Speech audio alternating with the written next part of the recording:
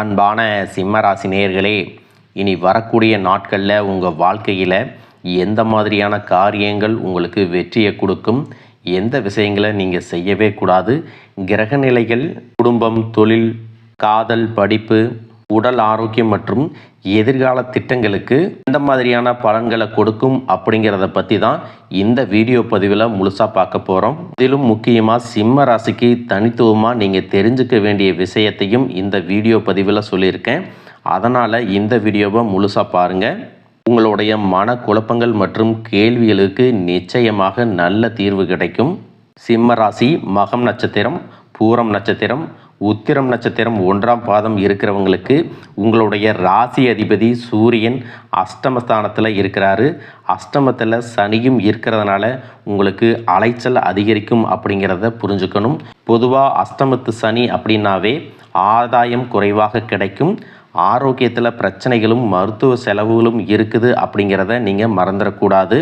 உங்களுக்கு 8வது வீடு குருவோட வீடு அப்படிங்கிறதுனால மார்ச் மாத இறுதி வரைக்கும் உங்களுக்கு எந்த ஒரு பிரச்சனைகளும் இருக்காது. சின்ன சின்ன பாதிப்புகள் அப்பப்போ வந்துட்டு போனாலும் அதையெல்லாம் கடந்து நீங்கள் வந்துடுவீங்க. இந்த நேரத்தில் திருமணத்திற்கு ஏதாவது முயற்சிகள் எடுக்கிறீங்க அப்படின்னா நிச்சயமாக அதுக்கு தடைகள் வரும். வியாபாரத்துக்கு ஏதாவது புதிய முதலீடு செய்கிறீங்க, யுக்திகளை கையாளுறீங்க, முயற்சிகள் எடுக்கிறீங்கன்னா அந்த மாதிரியான விஷயங்கள் உங்களுக்கு முழுமையான திருப்தியை கொடுக்காது. நீங்களாகவே இப்போதைக்கு இது வேண்டாம் அப்படின்னு தள்ளி போடக்கூடிய சூழ்நிலையும் இருக்குது. இப்போ வீடு கட்டிகிட்டு இருக்கிறீங்க அப்படின்னா இந்த மாதத்தில் முடிச்சிடணும் அப்படின்னு நினச்சிட்டு வேலையை ஆரம்பிப்பீங்க. உங்ககிட்ட வேலை செய்யக்கூடியவங்களாலேயோ கட்டுமானத்துக்கு தேவையான பொருட்கள் மூலமாகவோ உங்களுக்கு தடைகள் வந்து சேரும். இந்த அஷ்டமத்து சனியினுடைய சூட்சமங்களை நீங்கள் புரிஞ்சுக்கிட்டீங்கன்னா உங்கள் வாழ்க்கையில் இனி வரக்கூடிய சிக்கல்களை எல்லாம் எளிமையாக கடந்து வருவீங்க. மனசில் தைரியமும் தன்னம்பிக்கையும் மட்டும் எப்பவும் உங்ககிட்ட இருக்கணும். இது மட்டும் சரியாக செஞ்சிட்டிங்கன்னா ஓரளவு சமாளித்து முன்னுக்கு வருவீங்க. மார்ச் 27க்கு பிறகு சுக்கிரன் மேச ராசிக்கு போகிறதால உங்களுடைய 3-10 இடங்களுக்கு அதிபதியான சுக்கிரன் பாக்கியஸ்தானத்தில் இருக்கிறது உங்களுக்கு நல்ல நேரம்தான். சுக்கிர பயிற்சி காரணமாக உங்களுக்கு தொழிலில் வளர்ச்சி ஓரளவுக்கு திருப்தியாக இருக்கும். சுயதொழில் தொடங்கணும், தொழிலை அபிவிருத்தி செய்யணும், வியாபாரத்துக்காக ஒரு இடத்துல ஒரு பணம் கேட்டிருப்பீங்க அல்லது பேங்க்கில் லோனுக்கு அப்ளை பண்ணியிருப்பீங்க, அதுவெல்லாம் உங்களுக்கு சீக்கிரமாக கிடைக்கும். புதிய ஒப்பந்தங்கள் மூலமாக உங்களுக்கு தொழில் வளர்ச்சி இருக்கும். சமூகத்தில் உயர்ந்தவர்களுடைய நட்பு உங்களுக்கு கிடைக்கும். அவர்கள் மூலமாக உதவிகளும் உங்களுக்கு கிடைக்கும். உங்களை எல்லா இடத்துலையும் தூக்கி விடுவதற்கு சப்போர்ட்டாக இருந்து சில விஷயங்களை செஞ்சு கொடுப்பாங்க. அதன் மூலமாகவே உங்களுக்கு பல வெற்றிகள் கிடைக்கும். இதுவரைக்கும் உங்களுக்கு இருந்த வருமான பற்றாக்குறை அப்படிங்கிறது உங்களுக்கு தீர்ந்து போகும். கொடுக்கல் வாங்கல்களில் பணம் எங்கேயாவது கொடுத்துருப்பீங்க, அந்த பணத்தை முழுசாக திரும்ப வாங்க முடியாமல் போராடிட்டு இருப்பீங்க. எத்தனையோ முயற்சிகள் எடுத்தும் உங்களுடைய அவசர தேவைக்கு கூட அந்த பணம் கிடைக்காம இருந்திருக்கும். அதனாலேயே மன உளைச்சலையும் குடும்பத்தில் பிரச்சனையும் இருந்திருக்கும். இந்த மாதிரியான சூழ்நிலை இருக்கிறவங்களுக்கு அந்த பணம் நிச்சயமாக உங்களுக்கு கிடைக்கும். ஏப்ரல் மாதத்திற்கு பிறகு உங்களுடைய குடும்ப தேவைகளுக்கு விலை உயர்ந்த பொருட்களை எல்லாமே வாங்குவீங்க. வாழ்க்கை துணைக்கு ஆடைகள், ஆபரணங்கள், சொத்து மற்றும் புதிய வாகனங்களை வாங்கக்கூடிய வாய்ப்புகளும் இருக்குது.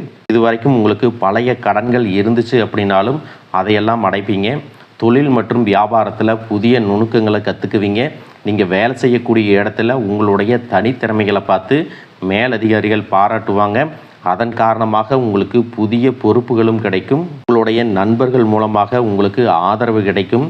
எல்லா இடத்துலையும் சின்ன சின்ன உதவிகள் செஞ்சு கொடுப்பாங்க. அதனால் இந்த சுக்கிர பயிற்சி காலத்தில் பெரியவர்களுடைய நட்பை நீங்கள் வாங்கிக்கிறதுக்கு தயாராக இருக்கணும். எந்த ஒரு இடத்துலையும் யாரையும் உதாசீனப்படுத்தாமல் நட்போடு பழகும்போது இந்த பலன்கள் எல்லாம் உங்களுக்கு முழுசாக கிடைக்கும் அப்படிங்கிறத நீங்கள் மறந்துடக்கூடாது.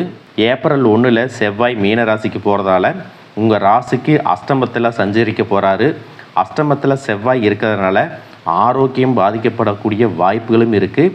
மருத்துவ செலவுகளும் கூடும்.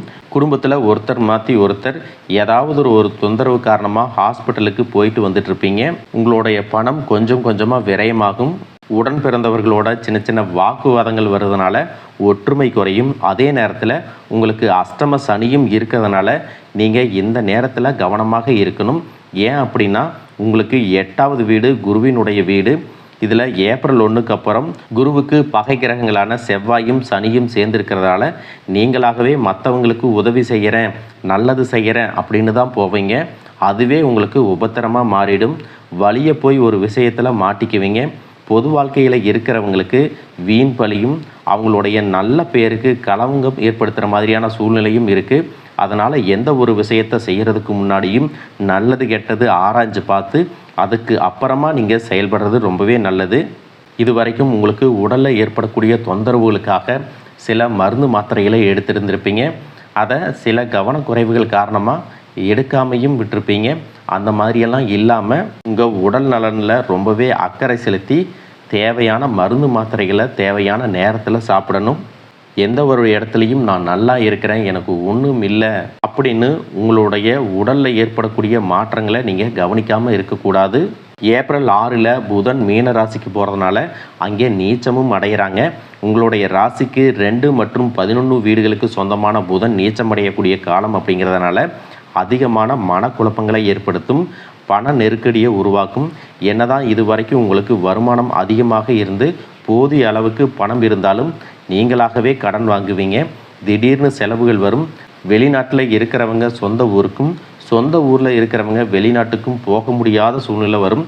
என்னதான் நீங்கள் நிறைய படிச்சிருந்தாலும் அந்த இடத்துல உங்களுடைய கல்வி மற்றும் அனுபவ அறிவு உங்களுக்கு பயன்படாமல் போகும். அதனால் அனுபவஸ்தர்கள் மற்றும் உங்களுக்கு நெருக்கமான நலம் விரும்பிகள் மற்றும் பெரியவர்களுடைய கருத்தை கேட்டு நீங்கள் செயல்படுவது அவசியம். இது மாதிரி சில சூழ்நிலைகள் உங்களுக்கு ஏற்படும் பொழுது கிரக நிலைகளை நீங்கள் புரிஞ்சுக்கணும். நீங்கள் நினைக்கிறது நடக்க விடாமல் செய்கிறதுக்கும் தலைகளாக மாற்றுறதுக்கும் சில கிரகங்கள் எப்பவுமே காரணமாக இருக்குது. அதனால் நண்பர்கள் மற்றும் உறவினர்கள்கிட்ட நீங்கள் சாதாரணமாக பழகுங்க. நீங்கள் தேவைக்காக தான் மற்றவங்ககிட்ட பழகுறீங்க அப்படிங்கிற எண்ணம் யாருக்குமே வந்துடக்கூடாது. ஒருவேளை இது வரைக்கும் அப்படி நீங்கள் பழகிட்டு இருந்தீங்க அப்படின்னா எதிர்பார்ப்புகள் இல்லாமல் பேசுங்க. அவங்களுடைய உடல்நலனுக்காக அக்கறைப்படுங்க. உங்களுடைய ஓய்வு நேரங்களில் உறவினர்கள் மற்றும் நண்பர்கள்கிட்ட சாதாரணமாக கூப்பிட்டு நலம் விசாரிக்கிறது, அவங்க குடும்ப உறுப்பினர்கள் பற்றி கேட்குறது மற்றும் சில விஷயங்களை பகிர்ந்துக்கிட்டீங்க அப்படின்னா உங்கள் மேலே ஒரு நல்ல எண்ணம் வரும். மேலும் உங்களுடைய நண்பர்களுடைய வட்டம் விரிவடையும், உங்களுடைய நன்மதிப்பு அதிகமாகும். இந்த ஒரு விஷயத்தை நீங்கள் சரியாக செஞ்சிட்டிங்கன்னா இது வரைக்கும் உங்களுக்கு உதவி செய்கிறதுக்கு யாரும் இல்லை, நல்ல நண்பர்கள் இல்லை அப்படிங்கிற மாதிரி உங்கள் மனசில் இருந்த எதிர்மறையான எண்ணங்கள் விலகும். எதிர்காலத்தில் உங்களுக்கு ஒரு கஷ்டம் வரும்போது உங்களுடைய நண்பர்கள் இதை எங்கிட்ட சொல்லியிருக்கக்கூடாதா, நான் உதவி செஞ்சுருப்பேனே அப்படிங்கிற மாதிரி உங்களுக்கு ஆதரவாக பேசி மிகப்பெரிய தைரியத்தை கொடுப்பாங்க. என்னதான் எல்லாருடைய வாழ்க்கையில் கஷ்டங்கள் மற்றும் பல பிரச்சனைகள், குடும்ப பிரச்சனைகள் அப்படின்னு இருந்தாலும் எந்த ஒரு இடத்துலையும் நீங்களும் சரி, உங்களுடைய குடும்ப உறுப்பினர்களும் சரி, உங்களுடைய தகுதிக்கு மீறி எந்த ஒரு விஷயத்தையும் நான் சமாளிச்சிருவேன், யாருடைய உதவியும் எனக்கு தேவைப்படாது அப்படின்னு சொல்லி மற்றவங்க மனசை காயப்படுத்தக்கூடாது. குடும்ப உறுப்பினர்கள் மற்றும் நண்பர்கள்கிட்ட சுமூகமான உறவை நீங்கள் கையாளணும்.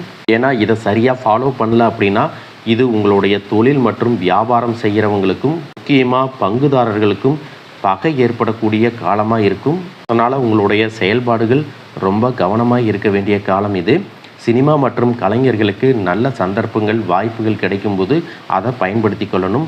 குடும்பத்தில் இருக்கக்கூடிய பெண்களுக்கு குடும்ப சுமை அதிகரிக்கும்.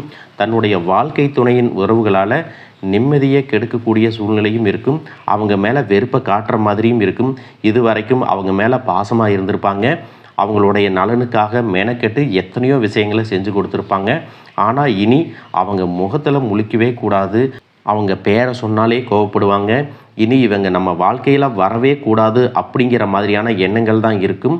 குலதெய்வ வழிபாடு மற்றும் சனி பகவானை ஒவ்வொரு வாரமும் சனிக்கிழமையில் வழிபட்டிங்கன்னா இந்த மாதிரியான குடும்ப பிரச்சனைகள் கொஞ்சம் கொஞ்சமாக தீர்ந்து போகும். என்னுடைய வாழ்க்கை இப்படியே தான் பிரச்சனைகளாக இருக்குமா, எனக்கு நல்லதே நடக்காதா அப்படின்னு நினச்சிட்டு இருக்கிறவங்களுக்கு குருவினுடைய வக்ர நிவர்த்தி மூலமாக நல்ல பலன்கள் கிடைக்கும். அதையும் நீங்கள் சரியாக பயன்படுத்திக்கணும். உங்களுடைய பிள்ளைகளுக்கான திருமண முயற்சிகளை இந்த காலத்தில் நீங்கள் முயற்சி செஞ்சீங்கன்னா உங்களை மன விருப்பப்படி நல்ல இடத்துல திருமண வரன் கிடைக்கும்.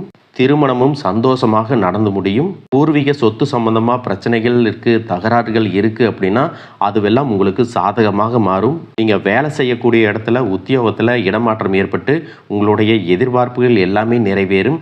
பிள்ளைகளோட எதிர்காலம் கருதி அவங்க படிக்கிறதுக்கு நல்ல காலேஜில் சேர்த்து விடுவீங்க.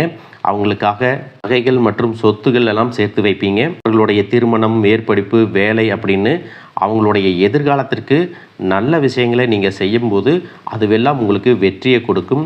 நீண்ட நாளாக தடைப்பட்டிருந்த சுபகாரியங்கள் எல்லாமே இனி வரக்கூடிய காலங்களில் துரிதமாக நடக்கும். உங்களுடைய மனசில் நீண்ட நாட்களாக இருந்த மனக்குழப்பங்கள் நீங்கி நிம்மதியான தூக்கமும் உடல் ஆரோக்கியமும் உங்களுக்கு கிடைக்கும். குடும்பத்தை பொறுத்த வரைக்கும் கணவன் மனைவி பிரிஞ்சிருக்காங்க அப்படின்னா இப்போதாவது அவங்களுடைய பிரிதல் மற்றும் தன்னுடைய எதிர்காலம் எப்படி இருக்கும் அப்படிங்கிற மாதிரியான ஒரு பயம் வந்திருக்கும். தன்னுடைய வாழ்க்கை துணையின் முக்கியத்துவத்தை புரிஞ்சிருப்பீங்க. குடும்ப ஒற்றுமைக்காகவும் குழந்தைகளின் நலனுக்காகவும் சில காரியங்களை நீங்கள் முன்னெடுக்கும் போது பிரிஞ்சிருக்கிறவங்க மீண்டும் சேர்ந்து வாழ்வதற்கான சூழ்நிலைகள் வரும். அதே நேரத்தில் சுய ஒழுக்கம் இல்லாமல் இருக்கிறது, தவறான பழக்க வழக்கத்தில் இருந்து பிரிஞ்சிருக்காங்க அப்படின்னா தன்னுடைய வாழ்க்கையில் எவ்வளோ பெரிய தவறை செஞ்சுருக்கோம், எதையெல்லாம் செய்யணும் எதையெல்லாம் செய்யக்கூடாது அப்படிங்கிறத சுய புரிதல் அவங்களுக்கு வரணும். சுய புரிதல் வர்ற வரைக்கும் நீங்கள் காத்திருக்கணும். சாதாரணமாக இந்த சுய புரிதல் எல்லாருக்கும் வராது. அதற்காக கொஞ்சம் காலம் எடுத்துக்கணும். அதை புரிய வைக்கிறதுக்கு சில முயற்சிகள் எடுத்தீங்க அப்படின்னா சில மாதங்களுக்கு பிறகு அப்படிப்பட்ட உறவுகளும் திருந்தி மீண்டும் உங்களோடு சேர்ந்து வாழ்வதற்கான சூழ்நிலைகள் இருக்குது. காதலிக்கக்கூடியவர்களுக்கும் இதுவரைக்கும் அவங்க வீட்டில் காதல் திருமணத்திற்கு சம்மதம் சொல்லியிருக்க மாட்டாங்க, எதிர்ப்புகள் கிளம்பி இருக்கும். அதனால் காதல் திருமணத்தை பற்றிய பேச்சுக்களை கொஞ்ச நாள் பேசாமல் இருக்கிறது நல்லது. ஜூன் மாதத்திற்கு பிறகு திருமண முயற்சிகளை நீங்கள் எடுத்தீங்க அப்படின்னா உங்களுக்கு காதல் திருமணம் நிச்சயமாக கைகூடும். உங்களுக்கு மனசுக்கு பிடிச்சவங்களையே திருமணம் செய்து கொள்வீங்க. உடைய ராசி அதிபதி சூரியன் உங்களுக்கு ஆதரவாக இருந்து முக்கியமான முடிவுகளை எடுக்கிறதுக்கு உதவி செய்வார். சந்திரன் சில நேரங்களில் மன அழுத்தத்தை கொடுத்தாலும் அதையெல்லாம் நீங்கள் கடந்து வருவீங்க. இந்த கிரகநிலைகளை நீங்கள் சரியாக புரிஞ்சுக்கல அப்படின்னா கொஞ்சம் மிஸ் அண்டர்ஸ்டாண்டிங் வருவதற்கான வாய்ப்புகள் இருக்குது. வேலையில் இருக்கிறவங்களுக்கு ப்ரெஷர் அதிகமாக இருந்தாலும் எதிர்காலத்தில் அது உங்களுக்கு முன்னேற்றத்தை கொடுக்கும். மேலும் உங்களுக்கு கூடுதலான பலன்கள் கிடைக்கணும் அப்படின்னா ஞாயிற்றுக்கிழமைகளில் சூரிய பகவானை வணங்கலாம். சிவன் கோயிலுக்கு போயிட்டு நெய் தீபம் ஏற்றி வழிபடலாம். சிவப்பு நிற ஆடைகளை அணிஞ்சு போய் நீங்கள் செய்யக்கூடிய காரியங்கள் எல்லாமே உங்களுக்கு வெற்றியை கொடுக்கும். இந்த மாதிரி கிரக நிலைகள் உங்களுக்கு நல்லதையும் கெட்டதையும் சேர்ந்தே கொடுக்கக்கூடிய காலமாக இது இருக்கிறதுனால உங்களுடைய மனசாட்சிக்கு கட்டுப்பட்டு எல்லா விஷயங்களையும் நீங்கள் செஞ்சுட்டு வாங்க. உங்களுக்கு நல்லதே நடக்கும். வாழ்க வளமுடன், வாழ்க பல்லாண்டு.